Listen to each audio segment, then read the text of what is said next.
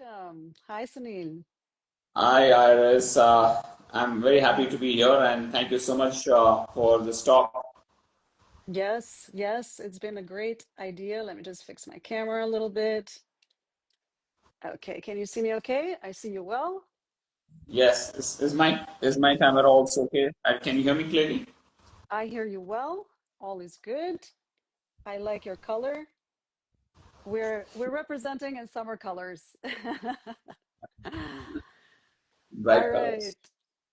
Well, thank you everybody for joining. This is Iris and Sunil. We're going to talk today on the topic of flow, Masters of Flow Summer Talks. So I just want to give a quick introduction for everybody who's joining, who doesn't know us and doesn't know what we're doing here.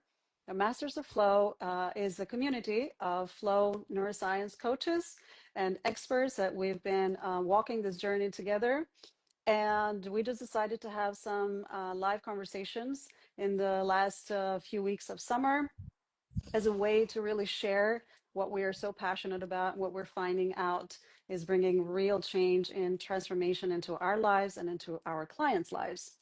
So with that said, I think, Sunil, we can just do a quick introduction. You can introduce yourself and just tell everybody a few words about, where you're from and what you're doing and how flow has come into your life. And then I'll do a short introduction of myself, and then we can jump into the topic of flow or runner's high. Thank you, Iris. So, I am a triathlete coach and ex-Microsoft employee. Been working in IT industry for 19 years, and I wanted to transform myself and take my health and fitness into the next level. And in that process, I coached myself. I became a certified coach, and from certified coach, I started coaching people. I realized where I'm going wrong, and I had to really work on myself quite a lot. In the process, I wrote two books, and my first Ironman was a failure, and I learned a lot from my failure. So it's very important that you fail so that you learn what not to do, and that made me smarter. And that's my journey here. I've written two books. One is on nutrition, and the other is on nutrition. So that has really helped me to be where I am. And of course, flow is something that is present in everybody's life, but they're not aware or they do not know how to tap into it. And after doing this course, I felt yes, I need to really incorporate flow into running, cycling, swimming, and that's where the whole process of trying to work with breath work, vision, as well as managing this challenge, full balance, everything came into place, and I've started. I created something which is new, fantastic, and I'm very excited about it. That's amazing. And it's interesting because you've been an athlete's coach, triathlon coach, a sportsman for, I guess, forever now almost. And yet flow, like studying the flow, how to get into flow and making flow actually an everyday standard rather than just something that you get every once in a while. That's pretty wild. For me, flow was just a very common word that you experience when you're having a good time and when you're doing something fun. I had not really known or understood that you could bring that level of performance and fulfillment and well-being into your work. Because for me, my background is 20 plus years in the corporate world. I worked as a corporate communications. So in my world, in the corporate world, it's all business and no fun.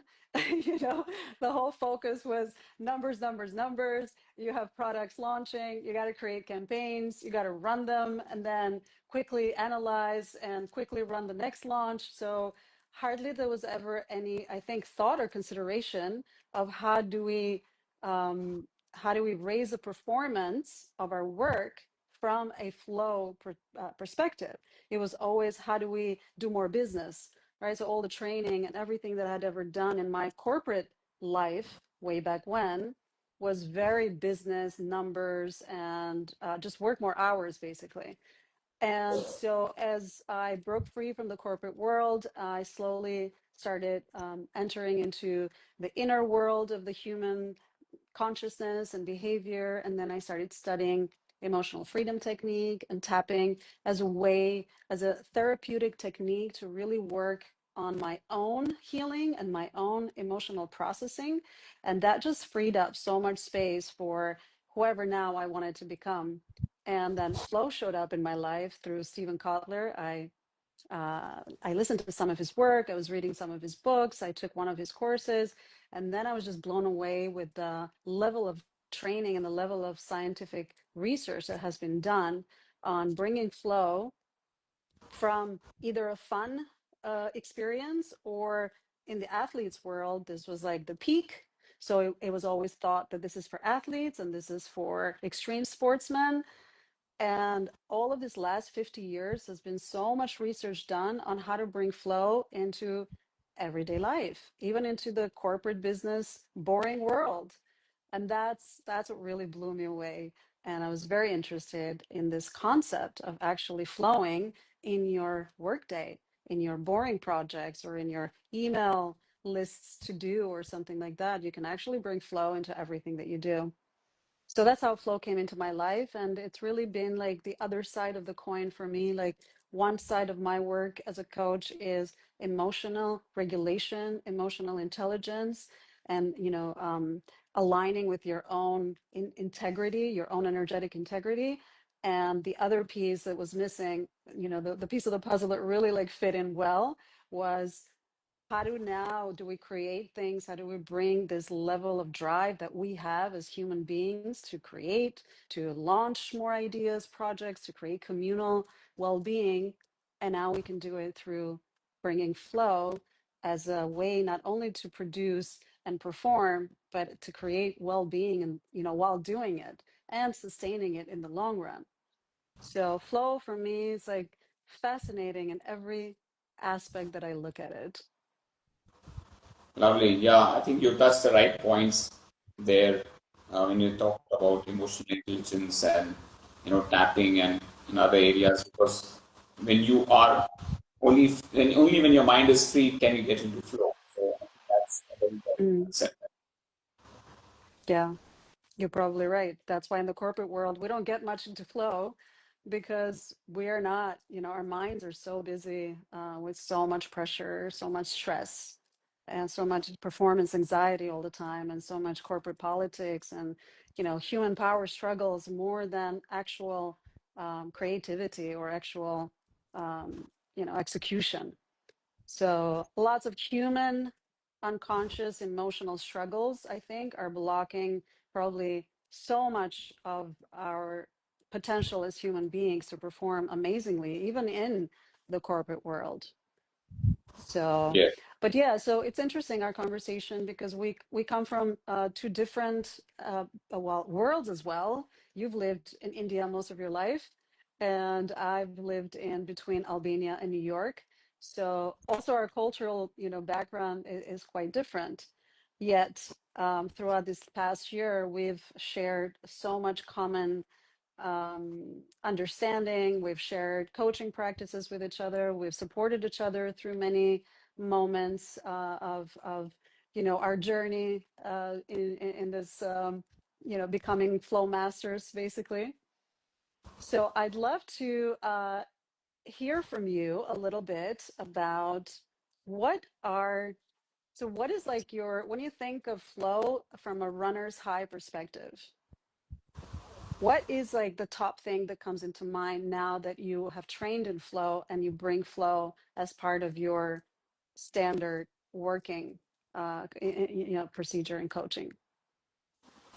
Yeah, I think it's a very good question and a tough one to answer also, because flow basically, runners high. When a runner runs 15, 20 kilometers, 13 kilometers, they feel that euphoria. They have that adrenaline.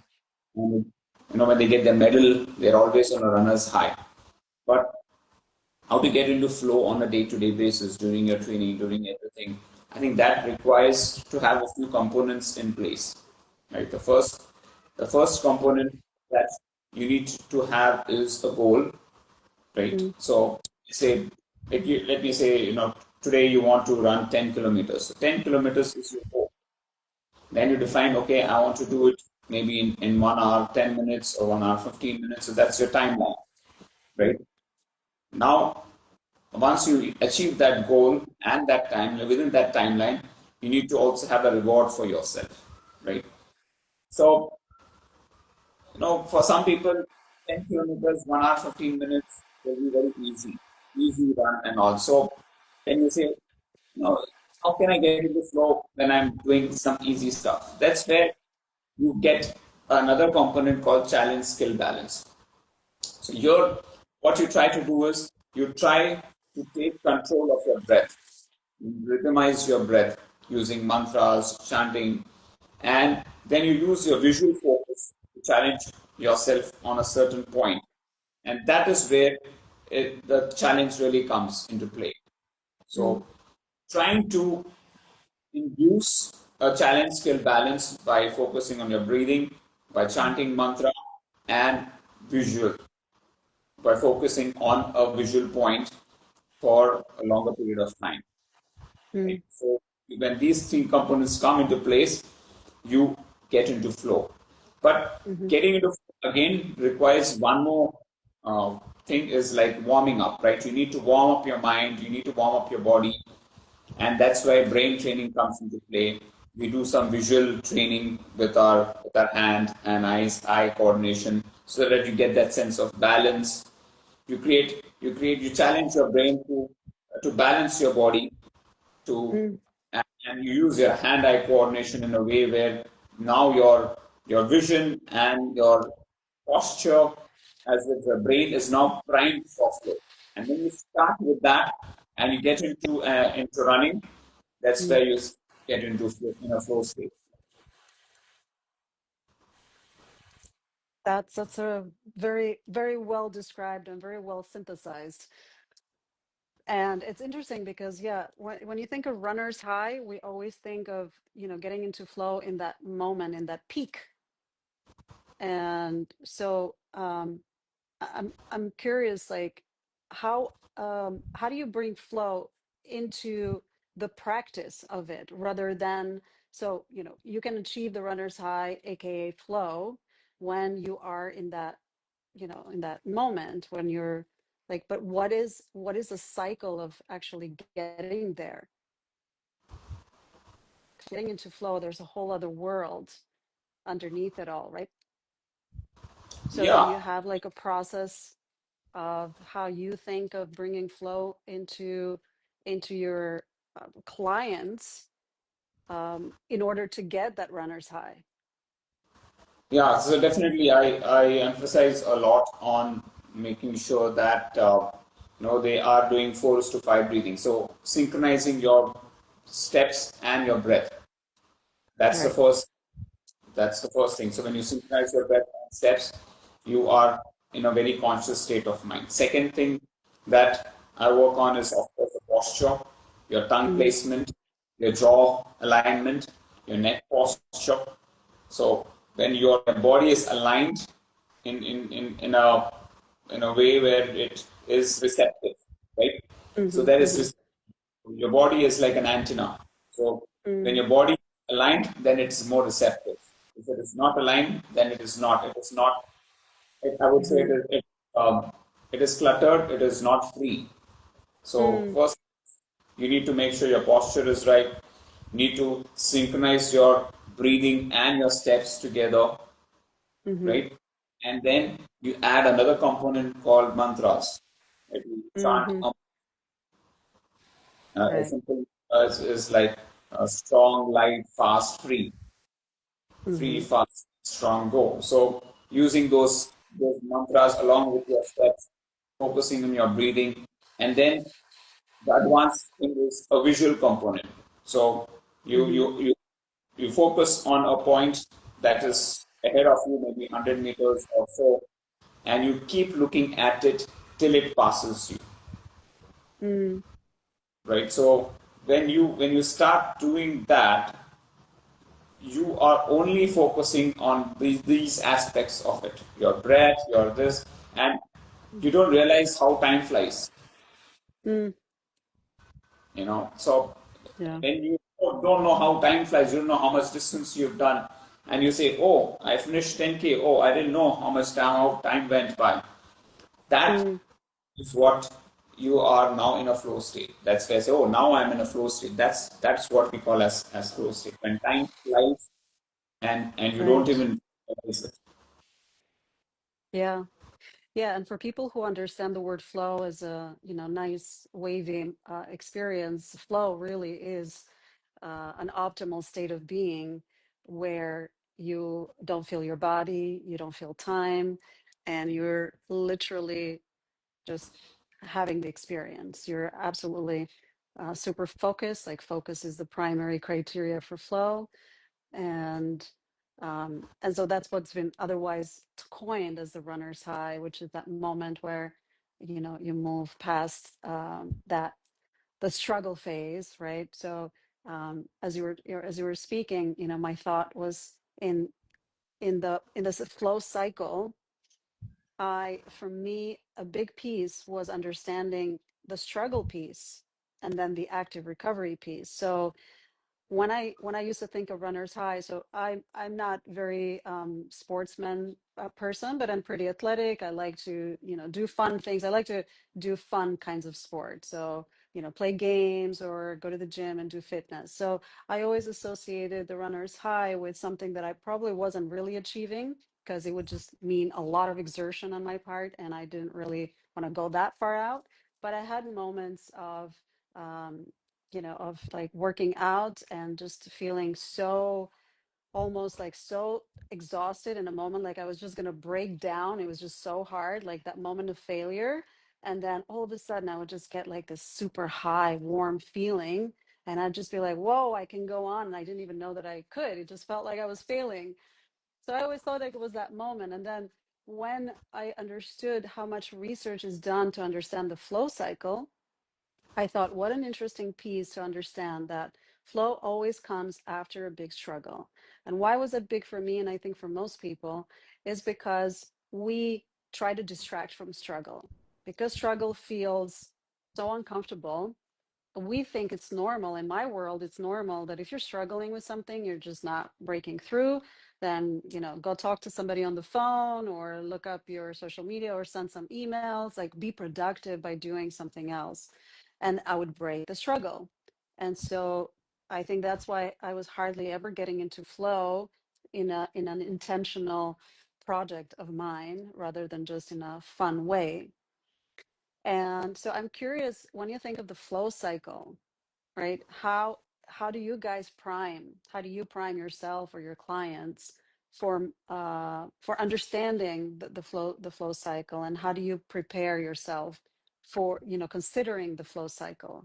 How do you move past the struggle phase? What are the things that you arm people with Yeah, on I how to think move that's through the flow cycle? a good question. So, now, of course, like I talked about priming, first we practice with certain warm-up exercises where you train your brain and your body with movements and eye movements. So there you get a sense of balance, and now you're primed for that. Now the struggle phase is actually uh, the most important phase and the most challenging phase for any runner to have, because when I tell them you need to synchronize your breathing, your posture, your everything, they say, my God, coach, I have to now remember all these points and I'm struggling. you know Mm. I sometimes forget my posture, and I sometimes forget the mantra, and sometimes forget to visualize and everything. And there's a frustration period, definitely. Mm. So everybody goes through that frustration cycle. So I just tell them, don't worry. If you're able to do 5 minutes today, try to see after a few days if you're able to extend it to 10 minutes or 6 minutes or 7 minutes. So that's progress, right? So when I give them a half an hour workout, I'm not expecting a newbie to ace it in 30 minutes and Mm. get into flow.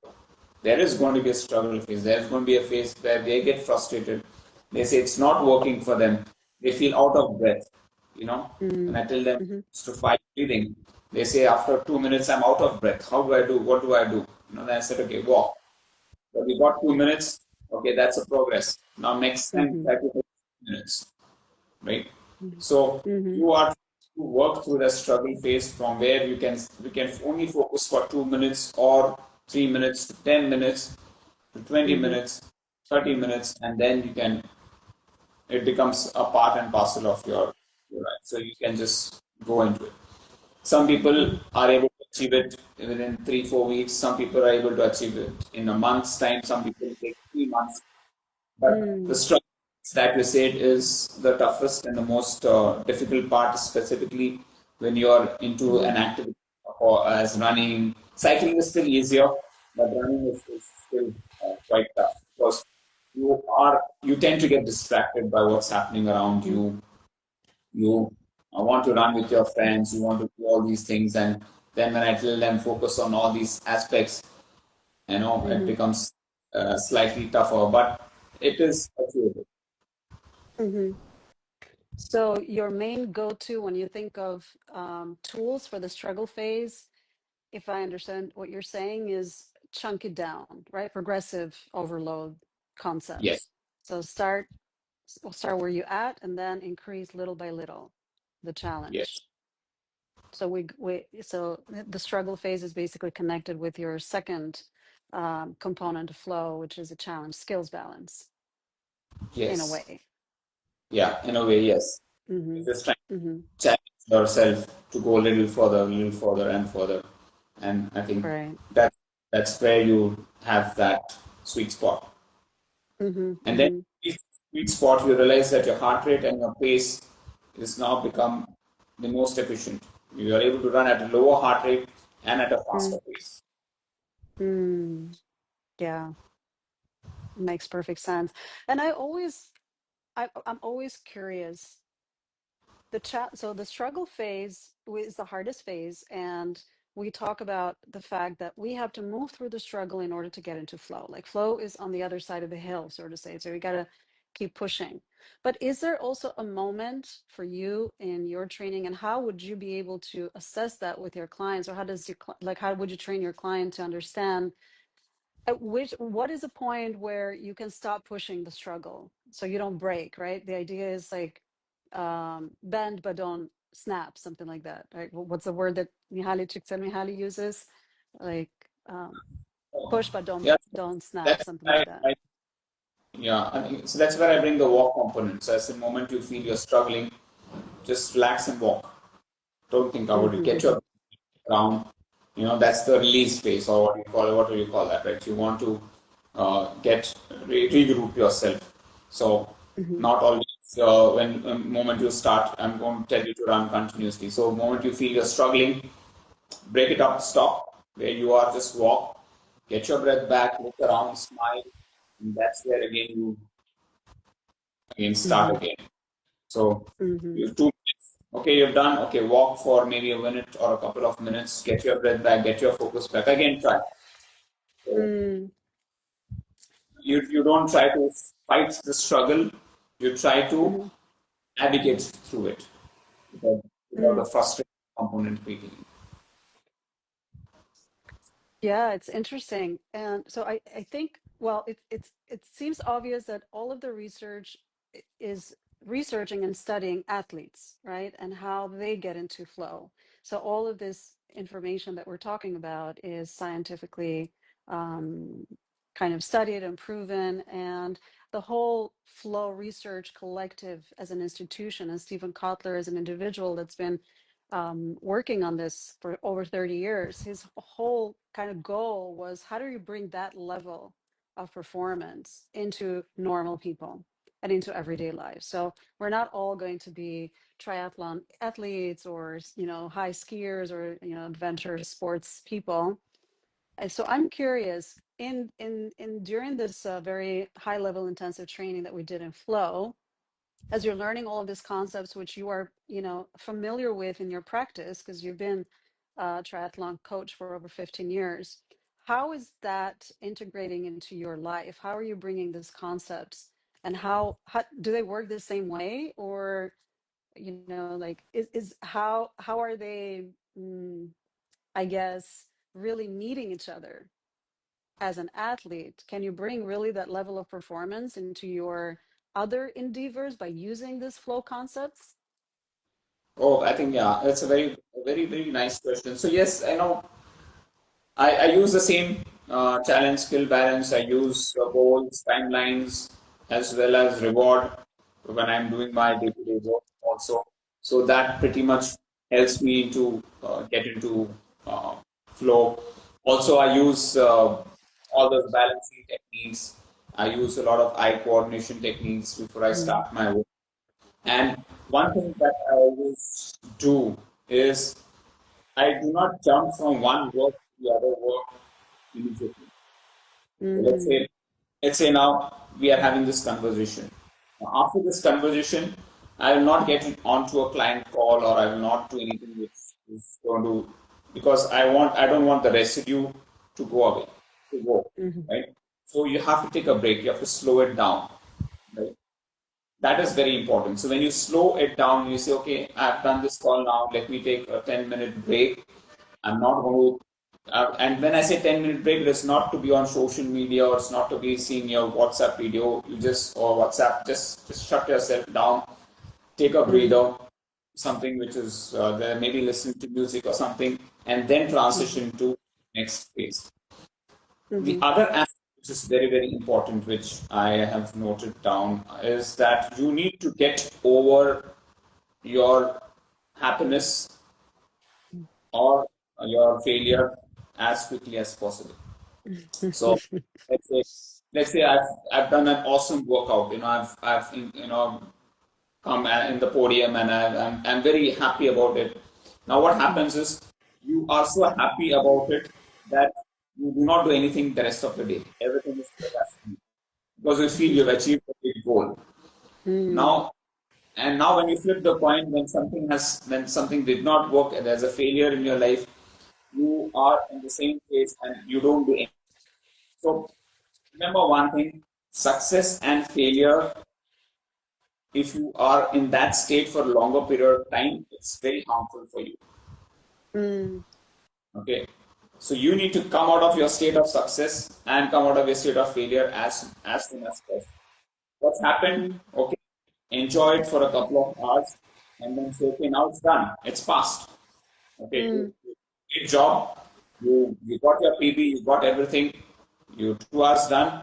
Now come back to normal state and then mm, get your work done, whatever is there. Same thing when you have a failure, you do have a DNF or you're not able to do something, you know, okay, think about it for a couple of hours, come out of it and start.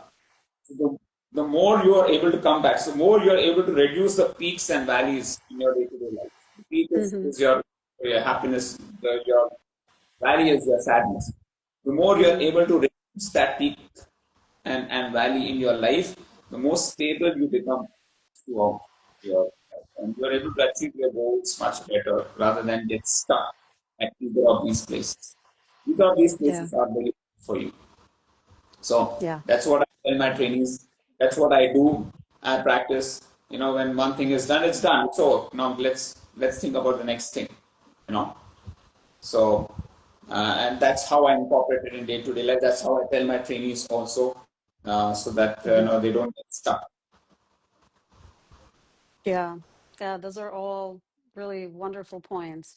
And for me, it's been kind of like the opposite, but I meet you somewhere in between because as I learned how to bring flow into my everyday life, it's actually helped me become a much better sportswoman. So I've integrated a lot of the concepts that you just mentioned of bringing flow into your everyday life. I'm using that to actually make my active recovery always a little bit better and make my physical body stronger and more resilient by bringing this concept of flow into my actual physical performance. And I notice the correlations are really uh, powerful, meaning that the more flow I bring into my everyday life through the concepts like challenge skills balance, goal oriented. So I concur on the three main components of flow. Like goal for me absolutely is the primary, and not like in a very manly bro goal kind of oriented world, or like business world, because I try to walk away from that, but just from the simple concept that to get into flow, you have to have an absolute clear focus of where you want to get to. And so the target, the goal can be just like in the next hour. In the next hour, I want to lift 25-pound weights, which it's been a hard way, but I've managed.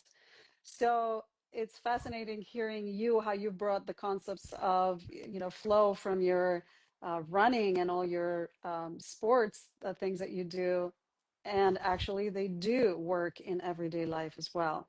Because this is what I found fascinating when we started studying the whole body of knowledge on flow. Flow has always been studied on high performers, and high performers live so differently from your everyday Joe Schmo.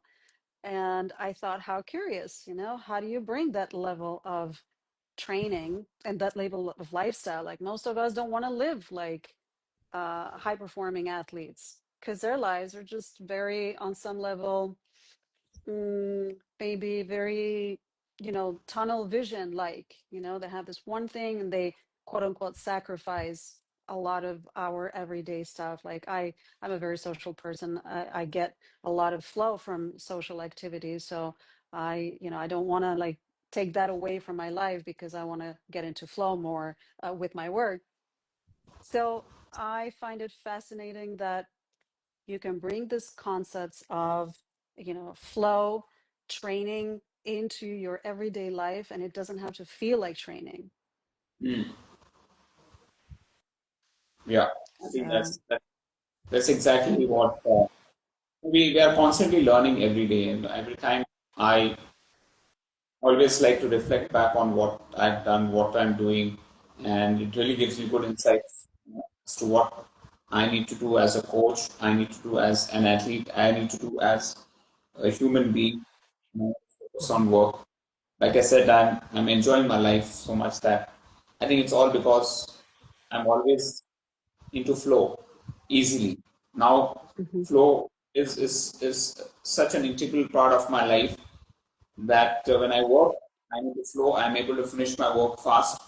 When I'm doing my workout, I'm into flow. Able to do my workout very well, and the rest of the day is free for me to enjoy.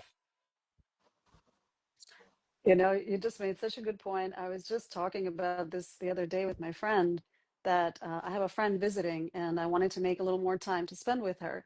And I realized that I've been getting into so much flow in my everyday that my challenge now is getting into active recovery, stopping myself on dead hard times that I set to stop working. I'm like, man, if you asked me 6 years ago, work was like the thing that I wanted to do least in my life. And now I get into such hard flow that I really have to work. Have to put an effort to stop myself at the time that I say I'm gonna, because my schedule is perfect. My life is high flow, high active recovery, high social activities, everything that I love to do. Everything that I do in my life is what I love to do. And it brings me, joy, it brings me well-being. But then I do tend to overflow. And it just hit me, as I was talking with my friend, because she's like, oh, you're always like half an hour later than you say you're gonna be. And I'm like, I didn't even realize it, but I do tend to overflow now. And it does become second nature. And it wasn't like that, in the beginning. The beginning, it was a real effort to try to arrange my life in a way so that I could bring flow regularly. Yeah, So that's good. That's good to hear that we are now incorporating flow into our day-to-day lives and being better versions of ourselves. Right, that's very important. yeah. And the fascinating thing is that the more I incorporate flow in my life, and the more all the flow concepts start to seamlessly become part of my life. Because in the beginning, everything is a bit mechanical. So for me, like some of the fundamental concepts of how to frame your life for flow is absolutely have, a very clear intrinsic internal driver, motivator. Find what you love to do, because you cannot get into flow if you don't love what you're doing. Like that's the no, the first criteria. And the other one is design a life for flow. So create your schedule, create your calendar, create your day, Yeah, because otherwise the world will create it for you and you'll just be, running on everybody else's needs and energy. So you can't have flow if your calendar is full of everybody else's priorities, sort of say. exactly. Yeah, and And that's important. You should not allow others to randomize you. yeah. Yeah, and I find that, like, from the clients that I work with, as we slowly started introducing flow and this flow concepts, and I also think back of my life previously when I was a corporate executive, and how I thought I was so productive and so smart and so, important, uh, that that I understand now why it's so challenging for my clients, and I'd like to understand what's the challenge in your clients, because even though our clients are quite different, like I'm working with executive women, and knowing myself when I was an executive corporate person, the challenge of incorporating this flow concepts is that people think like, oh, but I'm too busy. Oh, but I cannot control the meetings, but I cannot tell my boss what time I'm available. Like, of course, when I work with other people, at least in the corporate executive piece, that the challenge of bringing a lot of this flow concept, but really the fundamentals of, number one, choosing something that you love to do, and number two, designing your life for flow. This seems to be like the hardest thing for people to do, because it means that they have to change a lot of things around. They have to displease a lot of people because they're used to, living a life pleasing others in a sense. And so I wonder, what is a challenge for your type of clients as triathlon and sports interested people? See, the thing is that health, fitness, and any of these is the last priority for all of them. They want to give more priority to work. They want to give more priority to family. They say that family is important. The work suits them, and health and fitness takes the back seat. Specifically in India, it's a big trend here.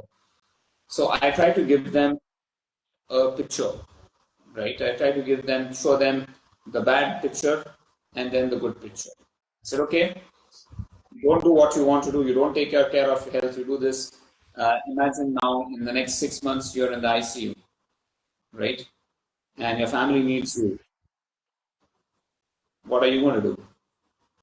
Right? At that point of time, you are dependent on your family rather than you helping your family, right? So you show them the stark, dark future that lies in store if they do not do this. I said, I Mm, always tell all my trainees, you are the most important person in your life, mm, and you have to give yourself more importance. Nothing else comes first. mm, Neither your family, neither your work, neither anything else. Because if you are not there, you don't your family you don't exist for your family. If you want to be there for your family, you want to take care of them, you want to provide them with all the mm, luxury, everything else, you have to first take care of yourself. If you don't take care of yourself, mm. it's just a matter of time when you're going to vanish from this earth, and nobody can do anything about it. So I give them Yeah, that. I mean, it looks scary, but I need to tell this story to them. yeah. Then I tell them the bright side of it. Now, let's say you take care of health, I where think we're frozen. yeah, We were frozen there for a moment, but I hear you okay now. yeah. So giving them both sides of the Mhm. picture really helps them get through this thing, and then they definitely get motivated to do. So that's how I deal with it. Right. So then the main challenge would just like, I have no time. Is that like the most common reason or challenge or difficulty that your clients would have to actually start implementing a flow Yeah. life? So, yeah, of course, it's not a priority for them. So, then I Mm-hmm. show them then they definitely fall in place. Mm-hmm. But when you tell your clients about runner's high, they all get it, right? Yeah, they are all. I mean, runner's high is something that they always get, and then they want to relax a bit.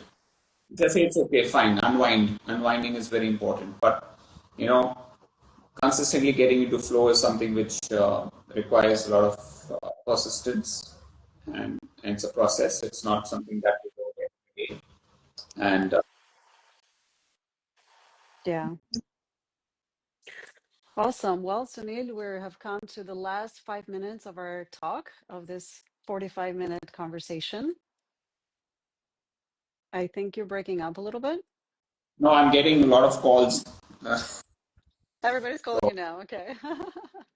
there's a party. All want me for the party right now. Well, that's wonderful. I will release you from this party and you can go say hi to all your other party friends. Yeah, I told you So, right. I'm in party mode. So all my friends are saying, "Where are you? Where are you?" I said, "Look, I'm in the call." so you are the life of the party. But Yeah, they that's want. what Yeah. So yeah, after this call, I'm going there. wonderful. So what would be, we have a lovely message from Vishal. Lots of learning so far from two genius people on the screen. Every minute we're learning something. Thank you so much. That's so sweet. Thanks, We Vishal. appreciate it. We didn't actually invite people this time, but maybe in our next calls, because this is just the beginning. And in our next calls, we'd like to involve people as well, the community. These are conversations. We're here to talk with each other.